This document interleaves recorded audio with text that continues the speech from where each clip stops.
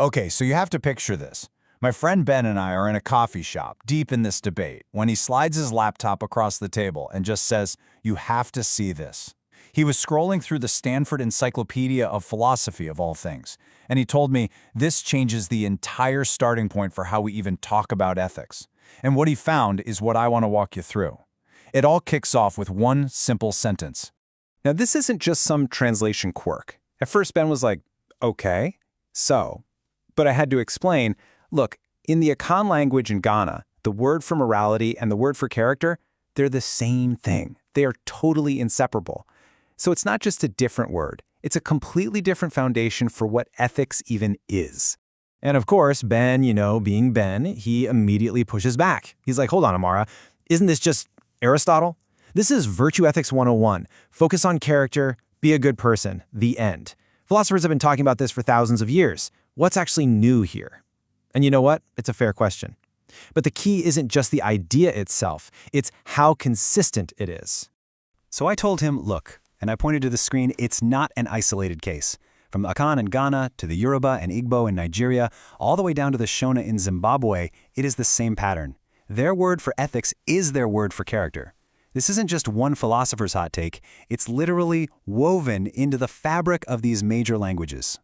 And that, I said, that is the crucial difference. Aristotle saw character as part of ethics. A big part, sure. But here, character is ethics. It's the absolute linchpin of the whole system. Every single moral judgment, good, bad, right, wrong, it all starts and ends with the state of a person's character. It's the foundation, the whole shebang. So I told Ben, okay, so if character is that central, just think about what that means for how we define a person. And bear with me here, because this is where it gets really, really wild. This next idea just completely reframes the whole concept of what it means to be a person.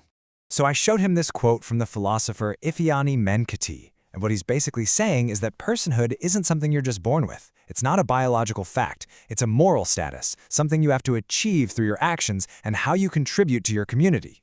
At this point, Ben just shakes his head. He's like, I don't get it. He picks up his coffee cup. I'm a human being, therefore I'm a person. This is a coffee cup, it just is. Are you seriously telling me some humans aren't persons? And I said, that is exactly the distinction.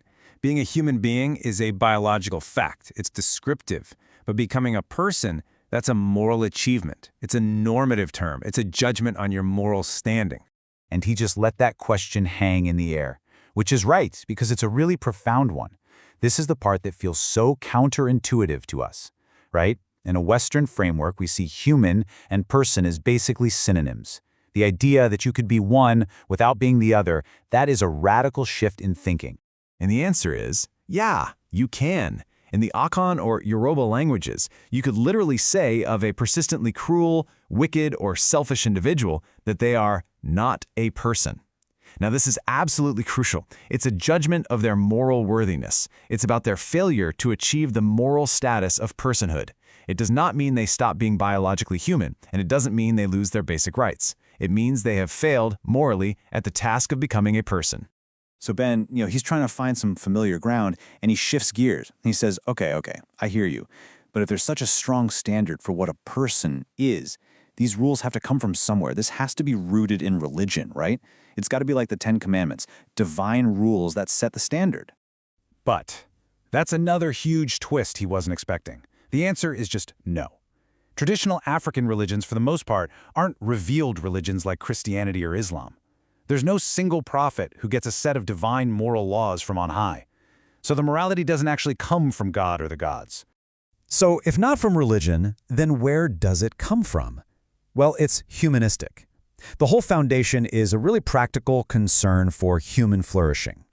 The test for whether an action is good or bad is actually pretty simple. Does it help or harm the community? Does it contribute to or detract from human well-being? Morality is created by humans, for humans, based on the real-world consequences of what we do. And right at this point, you can just see the gears turning in Ben's head. He starts connecting the dots. He's like, okay, wait. If ethics is human-centered and personhood is something you have to earn by contributing to human welfare, well, then this has to lead to a deeply communitarian view of society. And I was like, exactly, you got it.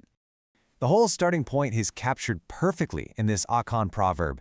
Man is not a palm tree that he should be self-sufficient. A palm tree can stand alone, but a human being is inherently incomplete. We all have limits. We need other people, not just to survive, but to realize our full potential. So, if we're all incomplete on our own, what's the solution? This proverb gives us the answer. Interdependence, reciprocity, mutual aid. Neither arm can wash itself, but by working together, both get clean. And this isn't just, a nice idea, it's seen as a fundamental truth of what it means to be human. Community isn't an optional add-on, it's absolutely essential.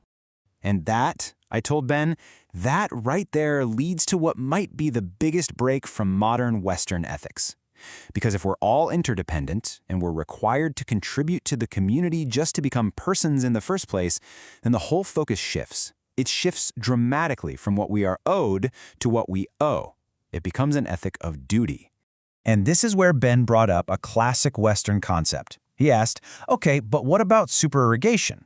Acts that are beyond the call of duty, like extreme charity or selfless hospitality. They're good for sure, but they're optional. You get praised for doing them, but you're not blamed for skipping them. Where does that fit into this system?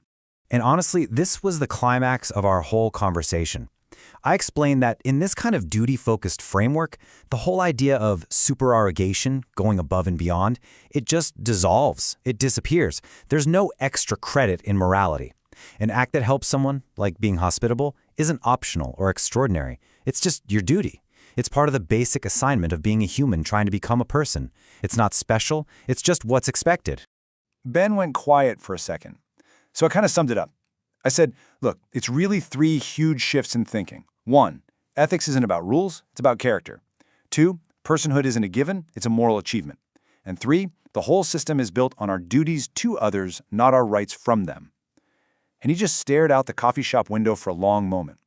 Then he turned back to me and said, what would our world even look like if we flipped that? If the main question wasn't what am I owed, but what do I owe? What if we focus more on our duties to each other?